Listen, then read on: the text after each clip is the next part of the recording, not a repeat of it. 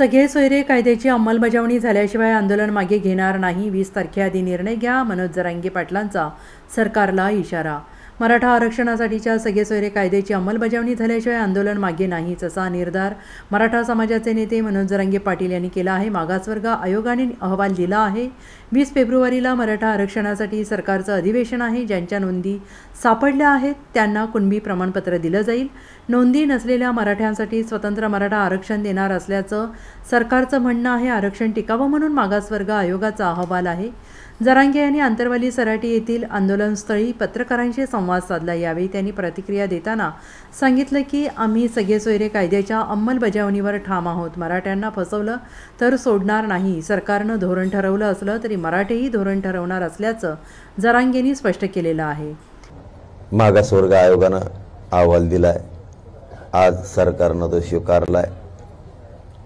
20 तारखेला त्यासाठी अधिवेशन आहे आणि ज्यांच्या कुणबी नोंदी सापडल्यात त्यांना कुणबी प्रमाणपत्र दिले जाणार आहे. ज्यांच्या नोंदी सापडल्यात त्यांना कुणबी प्रमाणपत्र दिले जाणार आहे. आणि हे जे आपण ओबीसीतून आता जो अहवाल ओबीसी मागासवर्ग आयोगाने दिलाय, नोंदी नसलेल्या मराठ्यांसाठी ते आरक्षण आहे असं त्यांचं म्हणणं आहे. आपलं म्हणणं स्पष्ट आहे त्यांना आणि हेच त्यांनी मनात धरावं. जे कोणत्या 150 लोकांसाठी ते आरक्षण पाहिजे, 1-2 म्हणतात पाहिजे म्हणून,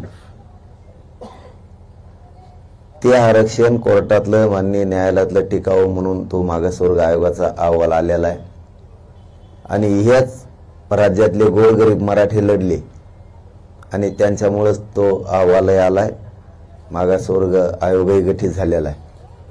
म्हणजे ज्यांना ते आरक्षण घ्यायचं आहे त्यांच्यासाठी सुद्धा हाच मराठा समाज लढला, हाच गोरगरीब.